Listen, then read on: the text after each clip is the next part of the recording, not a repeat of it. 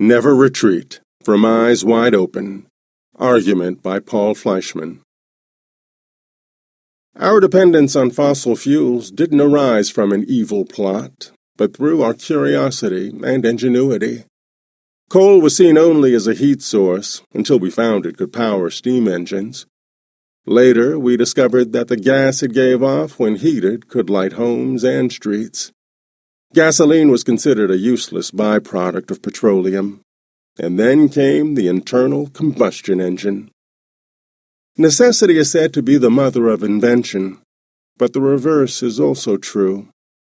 We tinker and probe, then see if our discovery fills any need, including needs we didn't know we had.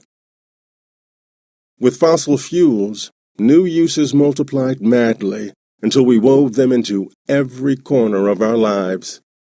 What used to be luxuries, garage door openers, dishwashers, cell phones, came to feel like necessities. It's easy to go up the lifestyle ladder, but painful climbing down. This is important. It's not hard to understand. The windfall of cheap fossil fuels that's fueled the West for 2 centuries got us used to ever-rising living standards. Energy buys convenience, and convenience is addictive. Highly so. Each increased dosage quickly becomes our new minimum requirement. You see this whenever gas prices rise and endanger our freedom to drive as much as we want, causing politicians to leap into action on our behalf.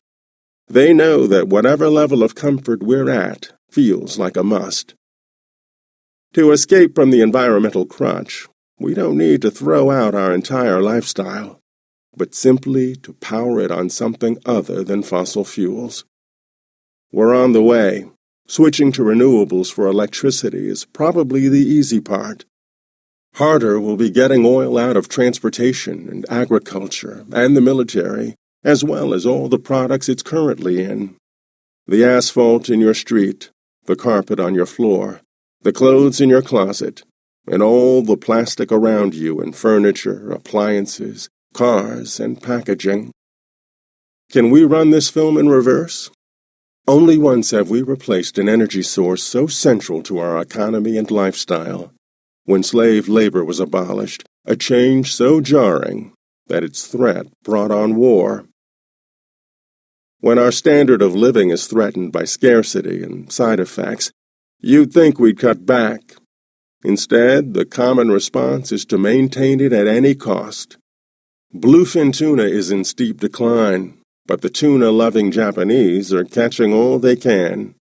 We know our freshwater aquifers are limited, but we're draining them faster rather than slower.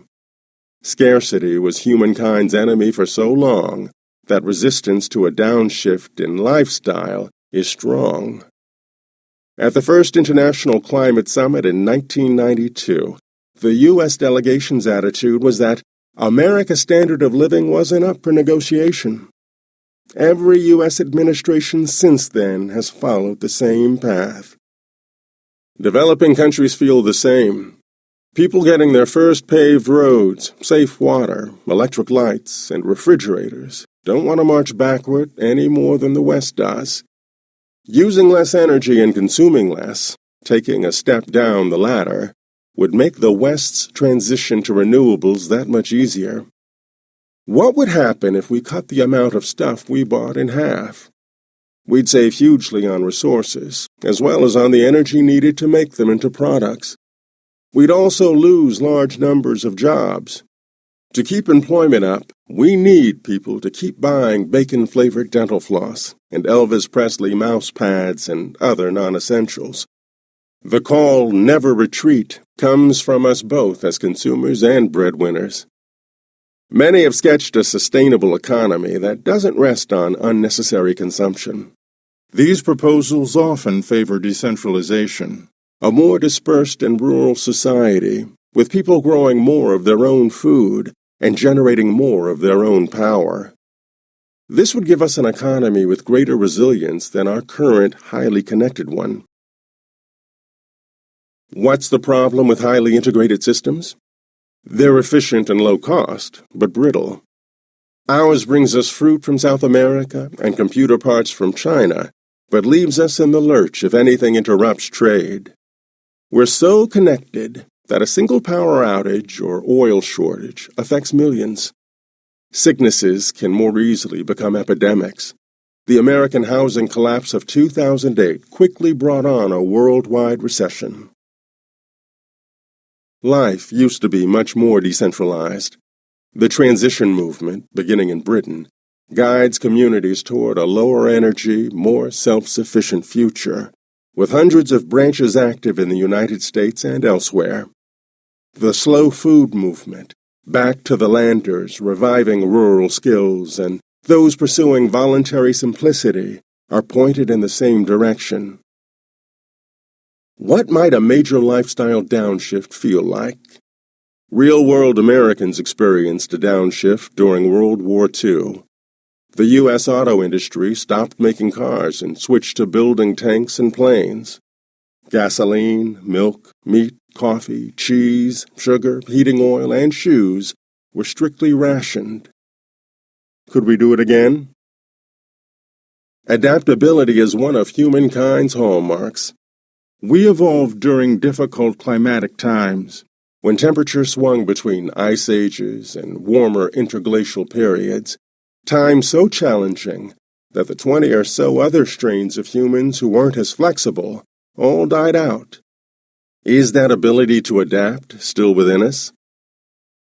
Consider a power outage's frustrations, then the gradual adaptation the longer it goes on, until dining by lantern light feels almost normal. Use of mass transit goes up when gas prices rise. We adjust to water rationing. When a job is lost in the family, we cut budgets. People think they can't go backward, then find out that they can. We ended up succeeding in getting rid of slavery after all. Stranger still to a time-traveling slave owner, we no longer even notice its absence.